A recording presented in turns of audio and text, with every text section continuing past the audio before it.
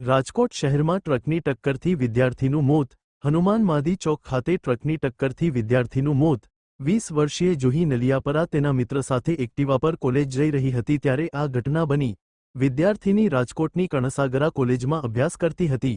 પોલીસે ડમ્પર ચાલકને પકડવા કાર્યવાહી શરૂ કરી છે. અહેવાલ સંજય પોપટ.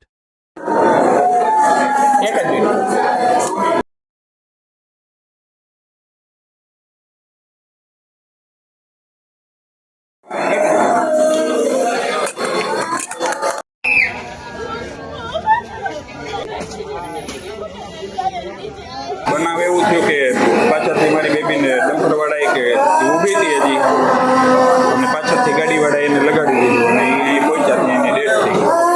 ક્યાંનો બનાવ છે? હનુમાન મારી આગળનું છે. અમે તો સાહેબ ત્યાં ગયા નથી. અમે તો અહીં સીધા હોસ્પિટલ આવ્યા છે. એને કેટલા વાગ્યાની હતી? 8ની આસપાસ થઈ હોય કારણ કે હું 7:45 આડે કે મારી બેબીને સેટલ પર મૂકવા ગયો એની ફ્રેન્ડ બે થઈ કોલેજ બેબી શું કરે છે? ભણે છે? એ બીકોમ ભણે છે થર્ડ યરમાં.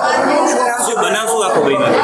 તો આખો બન્યું તો સાહેબ અમે ની હાજર નહોતો. અમે આવ્યા કે મારી બેબીની ડેથ થઈ અને ડમ્પરવાળાએ લગાડી દીધી કે આવું રાજકોટમાં આવું અવારનવાર બને છે તો કોકનો કાળજાનો કટકો છીનવાઈ જાય આવું બધું ન થવું જોઈએ. તમારી દીકરી કેવડી હતી? 20 વર્ષની શેમાં અભ્યાસ શું કરે છે? બીકોમ. આપણે ડમ્પરનો પ્રતિબંધ છે સવારે 8 વાગ્યાથી લક્ઝરી ડમ્પર છતાંય દોડતા હોય છે. એવું કાયદાનો ભંગ ન થવો જોઈએ. કોકની જિંદગી છીનવાઈ જાય, કોકની આશા હોય, આ બધી અમારો કાળજાનો કટકો હોઈ ગયો. એવી રીતે ઘણીને આવી રીતે બને જ્યારે આપણી ઉપર આવે ત્યારે થાય ખરેખર આ વસ્તુ ગંભીરતા હોવી જોઈએ જીવનમાં કે આવું ન કે બધો પ્રતિબંધ એનો કાયદો હોવો જોઈએ.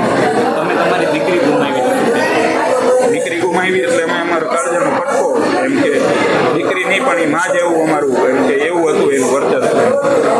આના વિરુદ્ધ કેવી કાર્યવાહી થવી જોઈએ? કાર્યવાહી થવી જોઈએ સાહેબ. બીજા કોકની જિંદગી નો થઈને જાય. કેટલાય ઘણીને આટલે આગળ પહોંચ્યા હોય આવું થાય. રાજકોટમાં અવારનવાર આપણે સાંભળવા મળે આવું ન થવું જોઈએ. તમારી દીકરીને મોટી કરી છે, ઘણી તકલીફ